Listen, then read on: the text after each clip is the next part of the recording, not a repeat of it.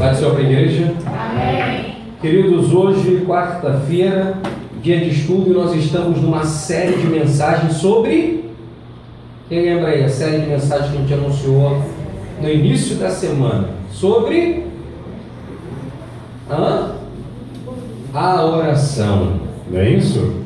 Nós começamos semana passada uma série de mensagens sobre a oração. E semana passada nós trouxemos uma mensagem aqui que foi para o YouTube sobre orar sem cessar, né?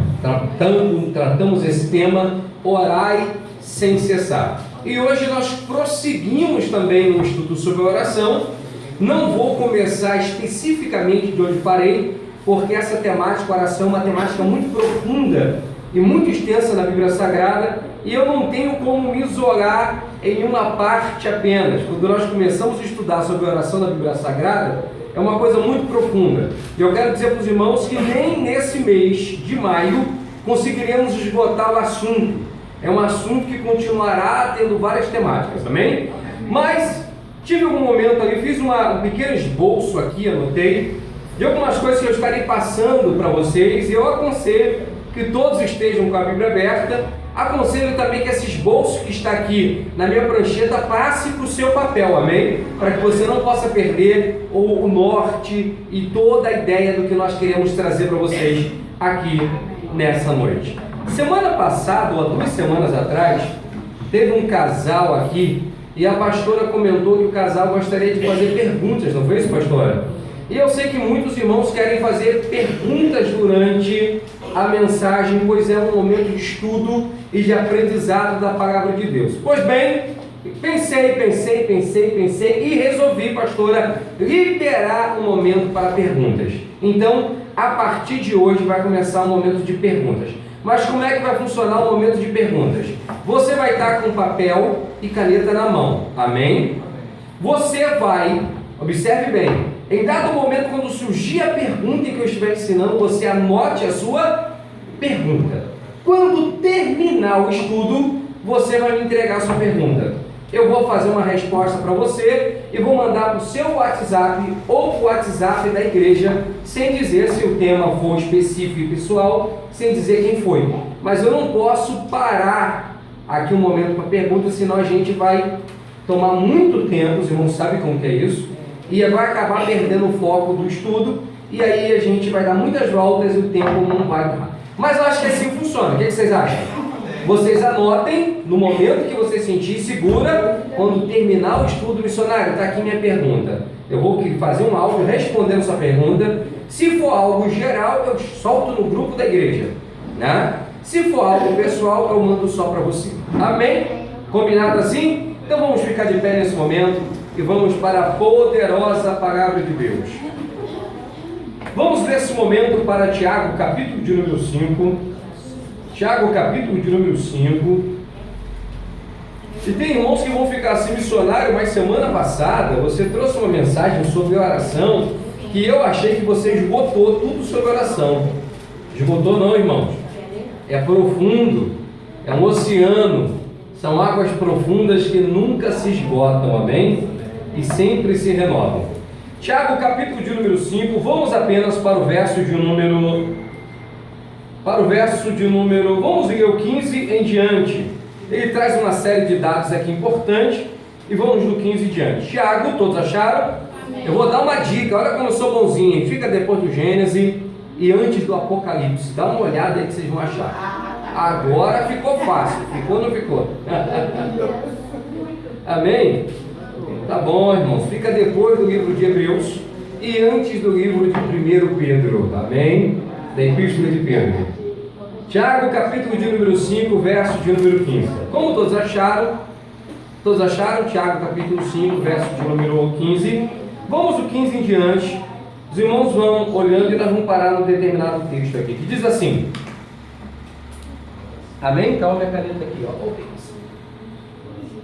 Tiago 5, verso do 15 em diante. E a oração da fé salvará o doente, e o Senhor o levantará. E se houver cometido pecados, ser-lhe-ão perdoados. Diga bem alto comigo, oração da fé salvará o doente. Verso 16. Confessai as vossas culpas uns aos outros, e orai uns pelos outros, para que sareis. A oração feita por um justo pode muito em seus efeitos. Diga bem alto comigo: a oração feita por um justo pode muito em seus efeitos. Verso de número 17. Elias era homem sujeito às mesmas paixões que nós, e orando pediu que não chovesse, e por 3 anos e 6 meses não choveu sobre a terra. Verso 18. E orou outra vez, e o céu deu chuva, e a terra produziu o seu fruto. Amém? Vamos todos repetir em alto e bom som o verso de número 16, apenas a parte B. Apenas a parte B. Vamos a partir do orar. Vamos lá junto. Orai uns pelos outros para que sareis. A oração feita por um justo pode muito em seus efeitos. Amém? Olhem todos aqui para mim, ainda de pé. Eu quero dar uma rápida temática, já dei essa temática em casa. E o tema dessa noite é o poder da oração. Repete bem alto comigo: o poder da oração. Agora vira para o teu irmão que está do teu lado e pergunta para ele: irmão, você sabia que a oração tem poder? Agora faz uma pergunta básica para ele: você já comprovou o poder da oração? Sente no teu lugar, adorando o nome do Senhor.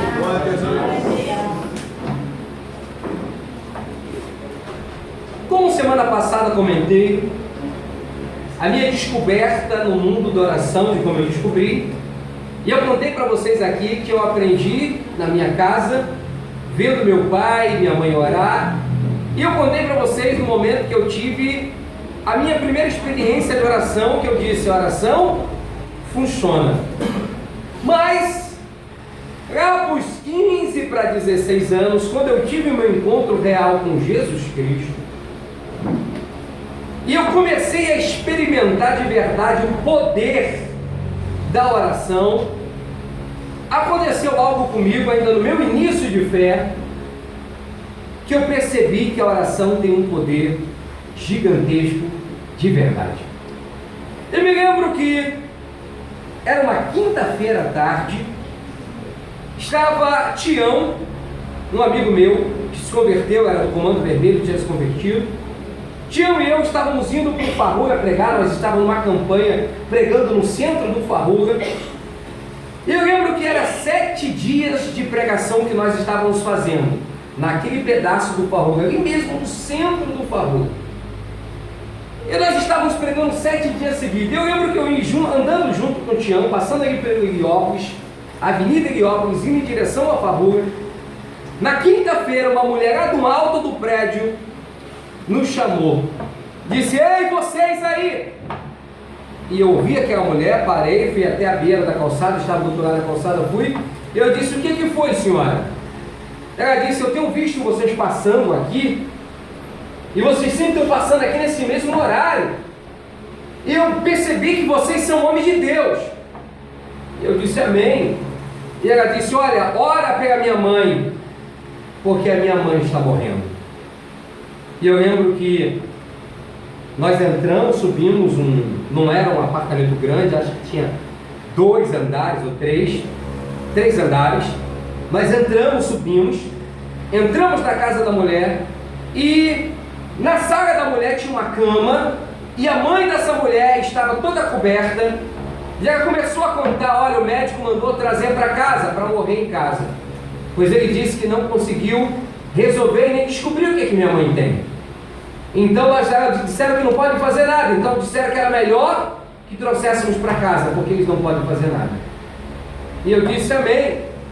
Eu olhei para aquela mulher com toda a fé do meu coração, de um crente novo convertido, que pregava a palavra de Deus com todo o seu coração. Eu olhei para aquela mulher e disse: você crê que Deus é poderoso para curar tua mãe agora? E aquela mulher olhou para mim e disse: eu creio. Então eu olhei para aquela mulher e disse: eu vou orar e a sua mãe vai ficar curada agora. E naquele momento estava eu e Tião. Nós rodeamos a cama, eu levantei a mão sobre aquela mulher, orei com fé e com autoridade, e em nome de Jesus eu determinei: em nome de Jesus, mulher, seja curada agora. Quando eu terminei, eu disse: pode comprovar se tua mãe não está curada. Quando ela foi comprovar, a mãe daquela mulher não estava curada. Ela disse: minha mãe não está curada. Ela continua do mesmo jeito, ela continua, não mudou nada. Eu disse: olha, tem alguma coisa errada, porque eu acreditava totalmente no poder da oração. Eu disse: olha, se não foi curada nessa oração, eu vou orar de novo, mas a sua mãe vai ser curada. E eu fiz mais uma oração com fé por aquela mulher, irmãos.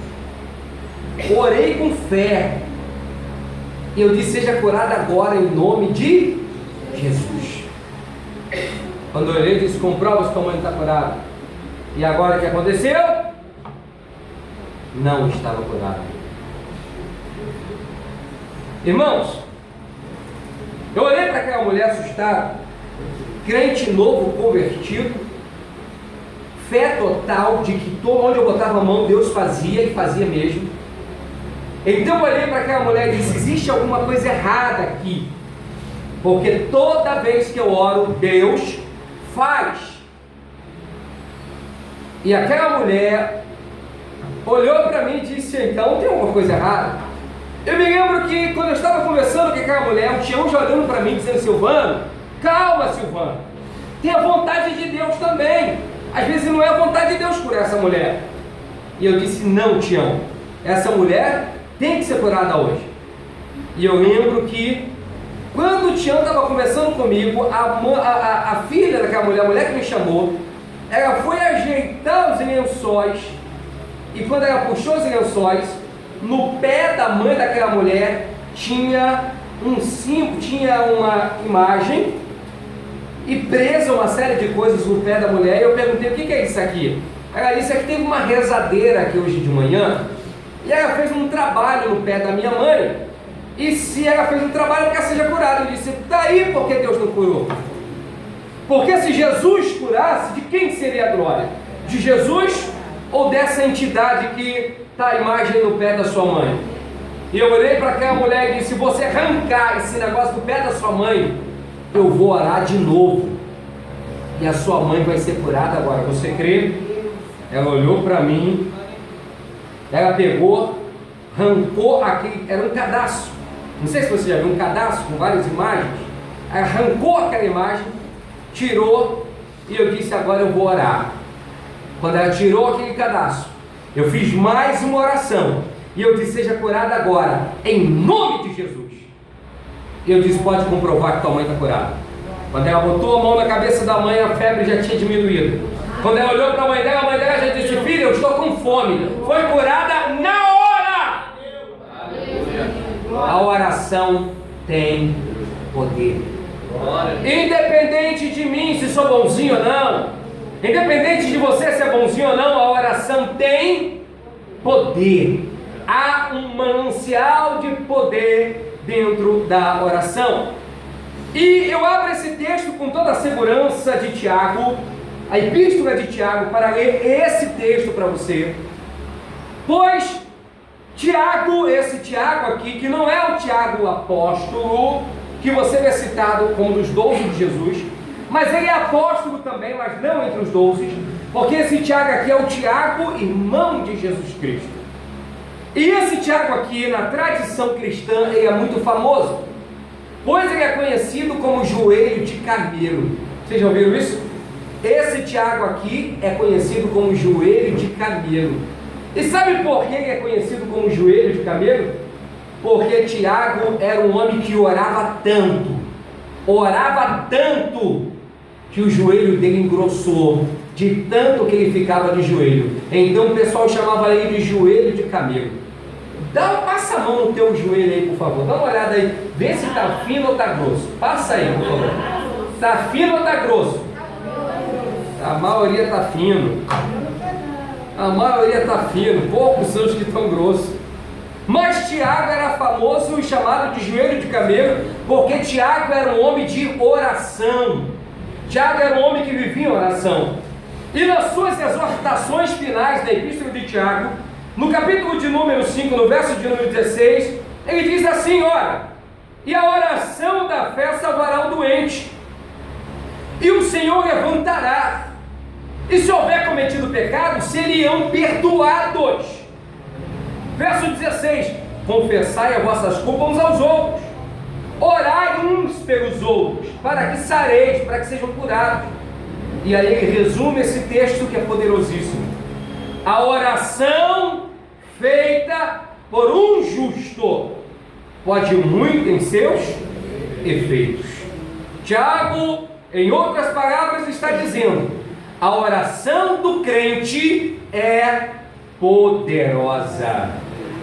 A oração do crente é capaz de fazer coisas maravilhosas. Nós, crentes, servo de Deus, você que foi criado na igreja, que está aqui há tanto tempo, você não conhece ainda a extensão e a profundidade da grandeza do poder que existe na sua oração a Deus. Você não sabe. Você não sabe. E eu, missionário Silvano, também não sei o total. Mas quero dizer para vocês que eu passei algumas coisas por esse Brasil por onde andei. Eu consigo entender um pouquinho, mas não totalmente ainda. Mas consigo entender um pouquinho mais, amém? Mas não estou dizendo que entendo mais do que você, porque cada um aqui tem uma experiência com Deus e de vida diferente, amém? Mas eu quero dizer que é tão profundo esse poder da oração, que você ainda não chegou a 10% dessa profundidade. Isso significa que há muito para você descobrir. A questão é: você quer? Você quer mais disso? Você quer mais de Deus? Você quer se aprofundar mais? Você quer? A questão é: você quer? Todos, peguem sua Bíblia. Vamos todos juntos para Mateus. Mateus capítulo de número 6. Mateus, Evangelho de Mateus, capítulo de número 6. Todos, por favor. Mateus capítulo de número 6 e no verso de número 9 em diante. Semana passada eu comentei que eu iria destrinchar essa questão para trazer para você toda a profundidade do poder que existe na oração. E eu comentei com vocês também que a oração do Pai Nosso não é uma reza, mas é um esboço de oração. E eu comentei com vocês que nós vamos aprender aqui na Palavra de Deus a como orar o Pai Nosso. Você sabe orar o Pai Nosso? Alguém vai dizer: missionário, eu sei.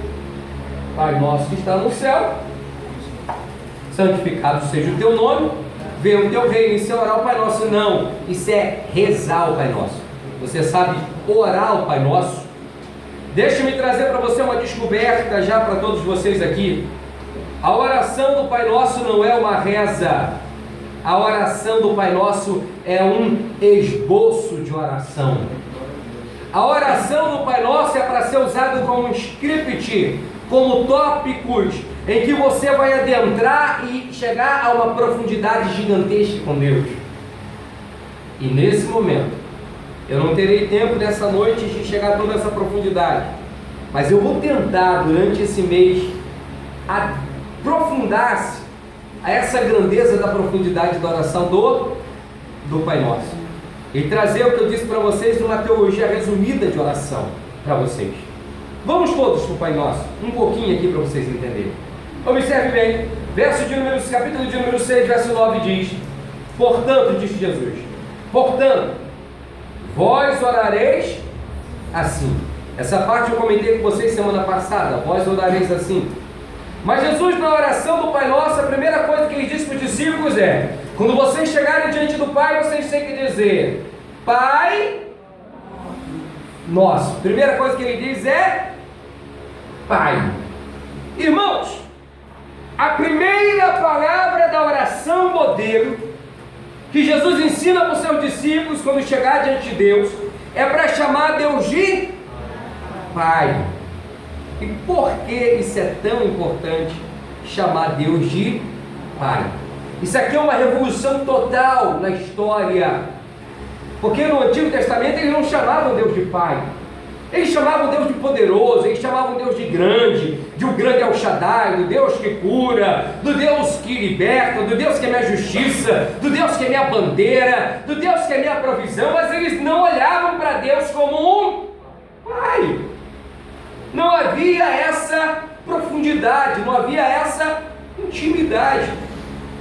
Porém, observe na sua Bíblia todos, por favor, abram comigo, em João, capítulo de número 1, Evangelho de João, capítulo de número 1, no verso de número 12,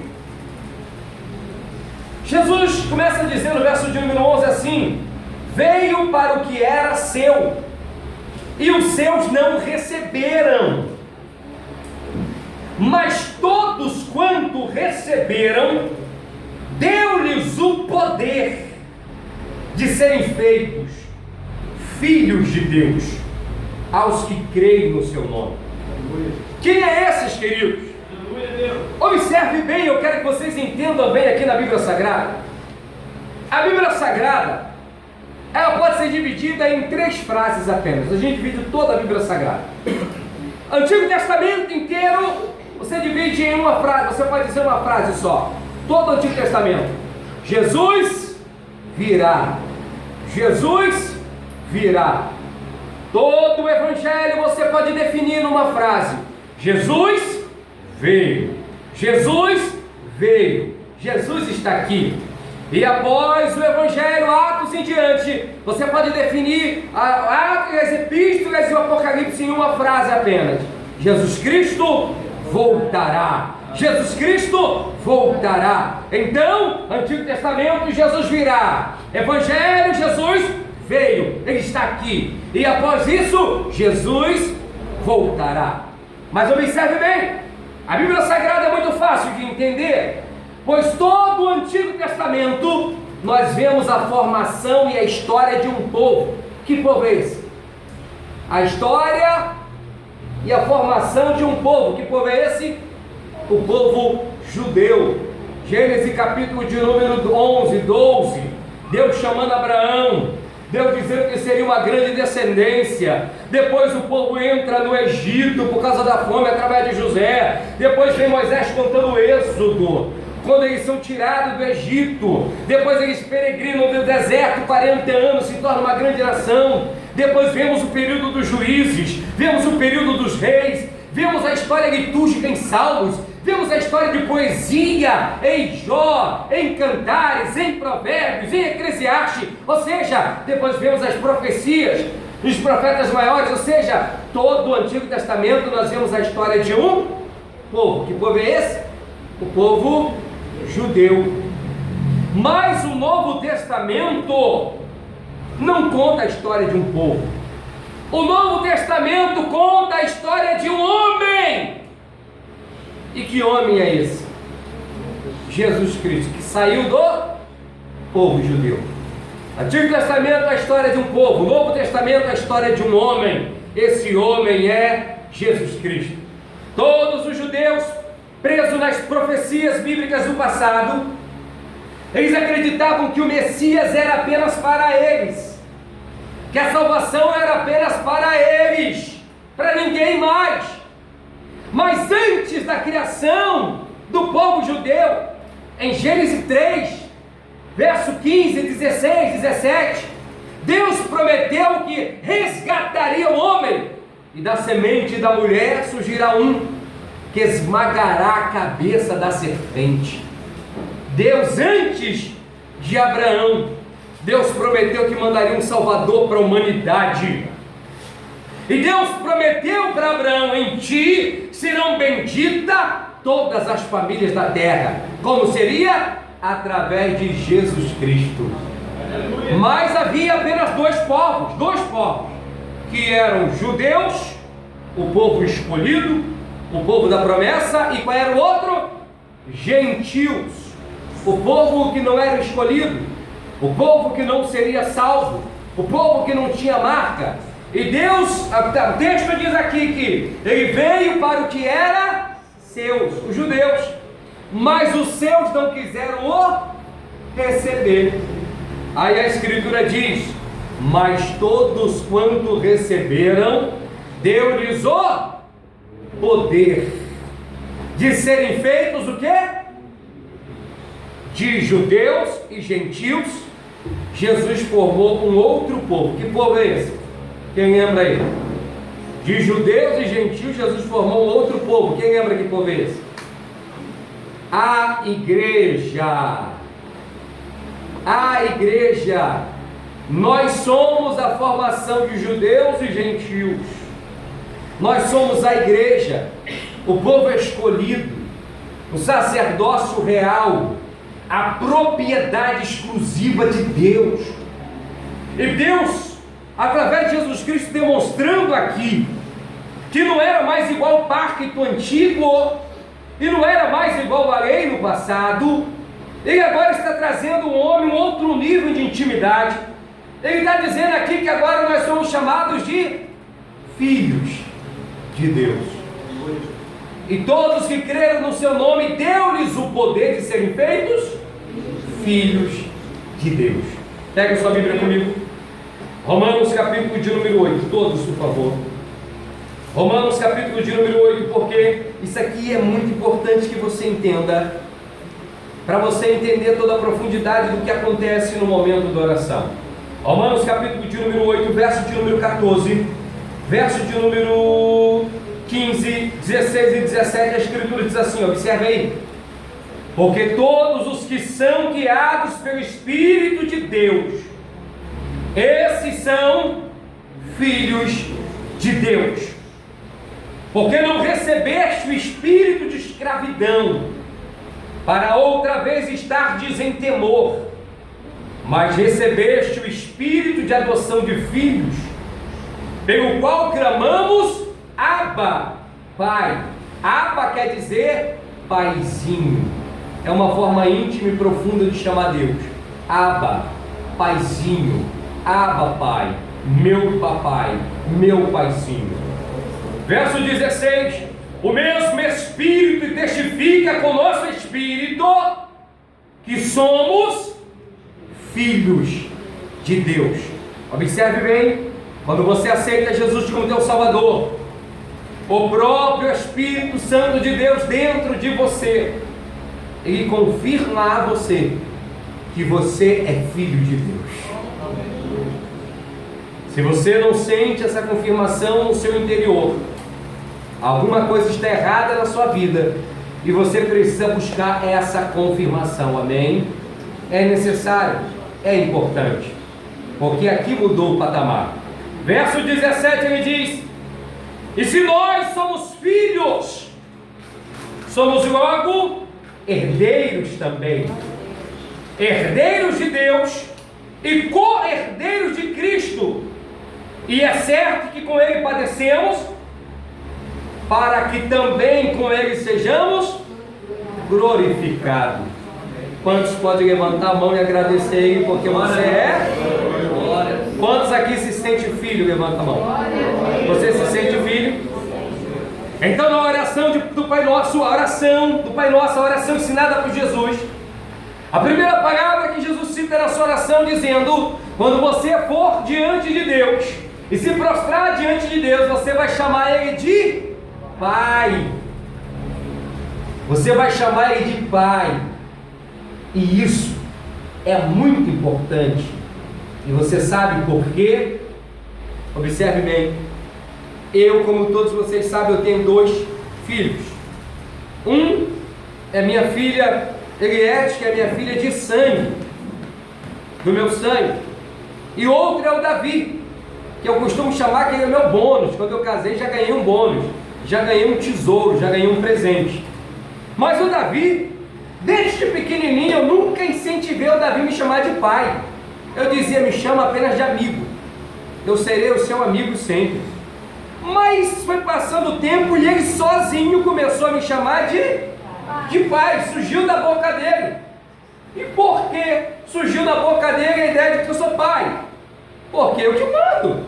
Faz isso, faz aquilo, senta aqui, se comporta.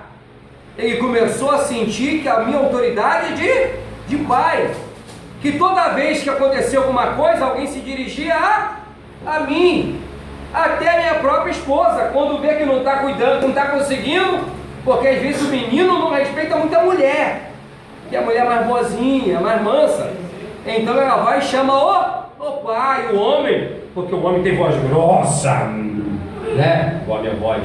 E aí a criança respeita mais. Mas queridos, aí começou a me chamar de pai naturalmente. Nunca mandei. Mas observe bem que há algumas coisas sugestionadas quando você chama alguém de pai. O pai lembra você uma coisa, pai nos lembra submissão. Meu irmão, você tem pai? Então você tem que ser submisso.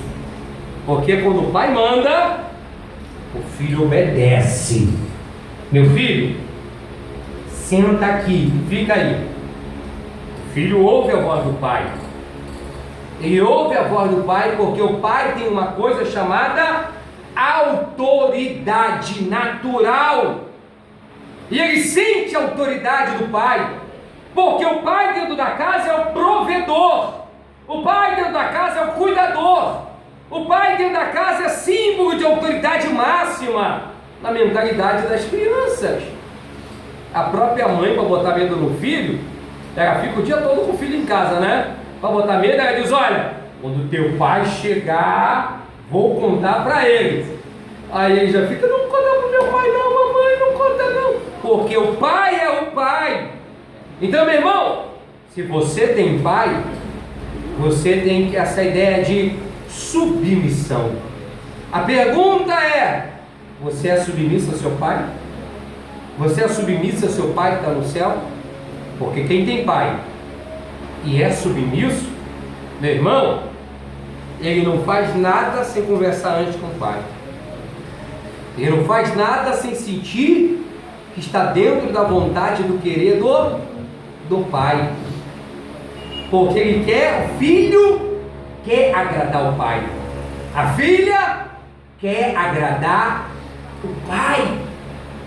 E é por isso que Jesus está dizendo aqui: quando você for diante de Deus, chama ele de pai. Mas lembra, diante do pai você é submisso.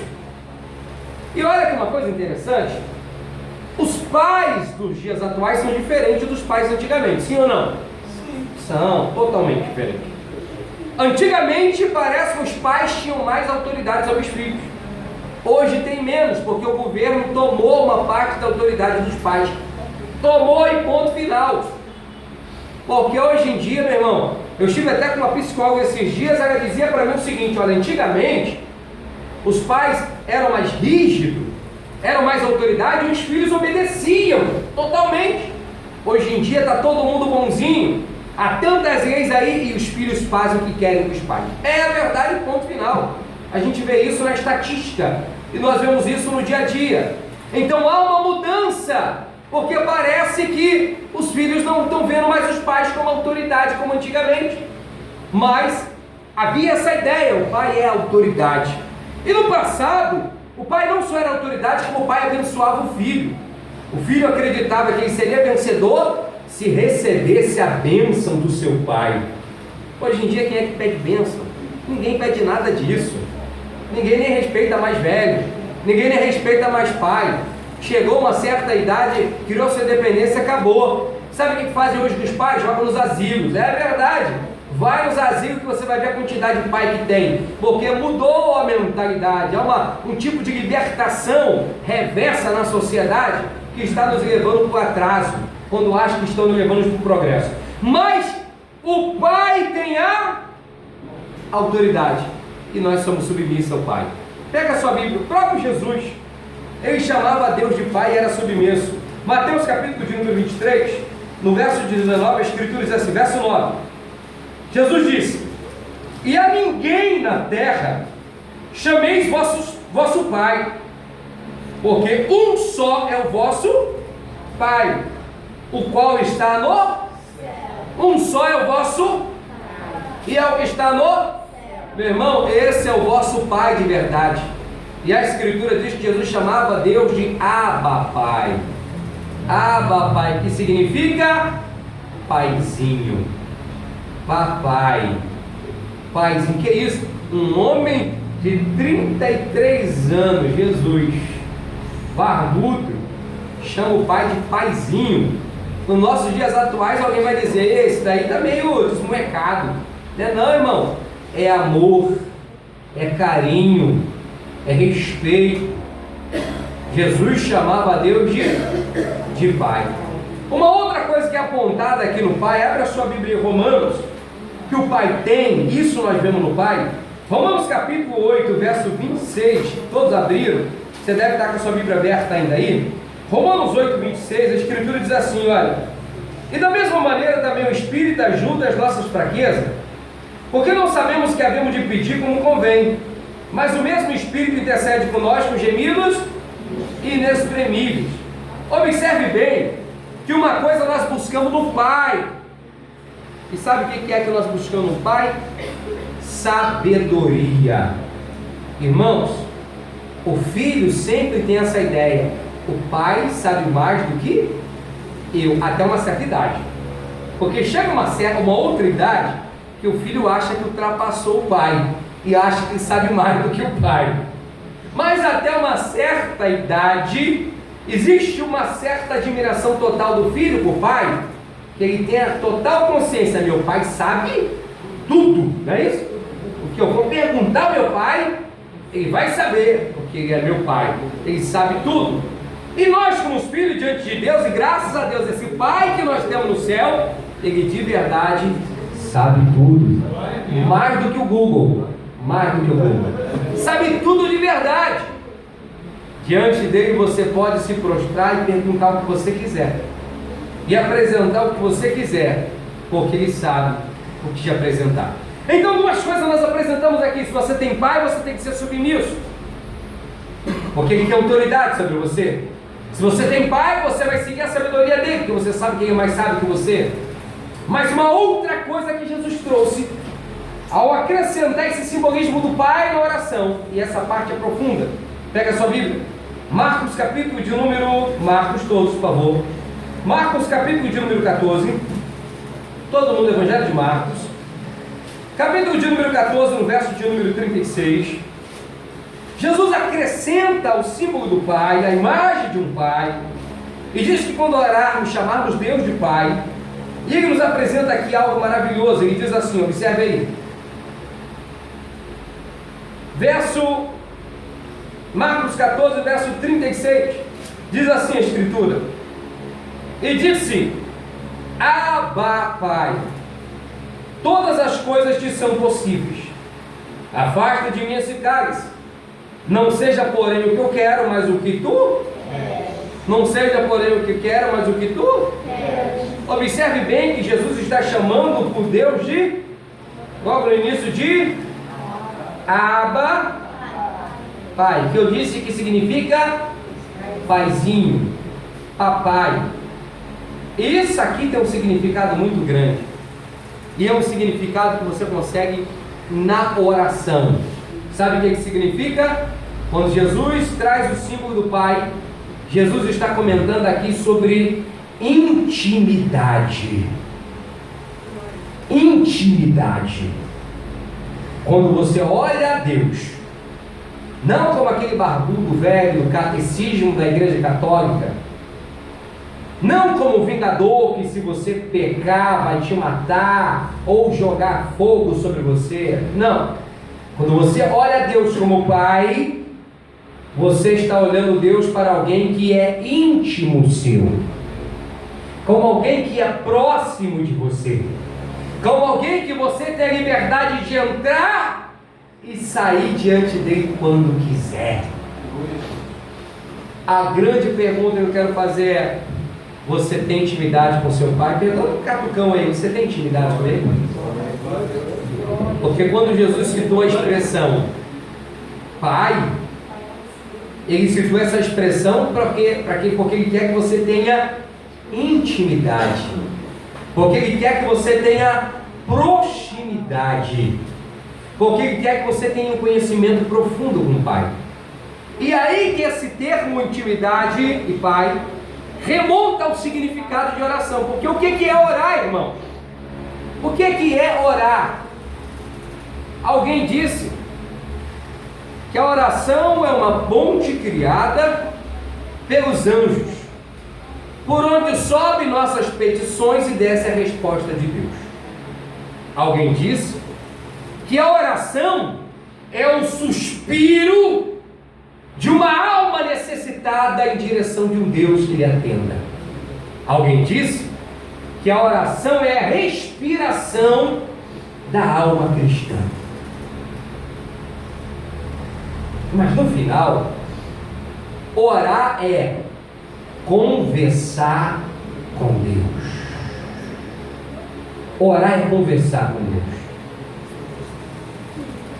E naturalmente, quanto mais você conversa com determinada pessoa, mais próximo da pessoa você fica, mais íntimo da pessoa você fica. Quanto mais você conversar com seu Pai do céu, quanto mais você ficar perto dele, mais intimidade você vai ter. Aí você vai chamar ele de papai, aí você vai chamar ele de paizinho, aí você vai chamar ele de pai grandão, aí você vai chamar ele de meu papai do céu, aí você vai ter uma proximidade tão grande diante dele, uma intimidade tão grande, que quando você conversar com ele, você vai sentir como se ele estivesse tão pertinho de você. Intimidade. Intimidade não se ganha através de conceitos. Intimidade não se ganha através de história de terceiros. Intimidade se ganha através de experimentação, de aproximação, de contato direto. Você quer intimidade? Vai ter que ir direto na fonte. Você quer proximidade? Quer saber mais de Deus? Vai ter que ir direto em Deus. Vai ter que dobrar o joelho e conversar direto com Deus. E olha, uma coisa interessante da oração, nós comentamos sobre isso aqui. Quando nós abrimos a Bíblia Sagrada, Deus está conversando conosco. Quando nós abrimos a Bíblia Sagrada, Deus está conversando conosco. Quando ouvimos a pregação da palavra de Deus, Deus está conversando conosco. Mas quando dobramos o joelho, nós estamos conversando com Deus. Antigamente, no Antigo Testamento, para o homem ir até Deus, ele precisava de intermediários. Existia um personagem chamado sacerdote. Existia um véu no templo, porque havia o lugar santo e havia o santo dos santos. O lugar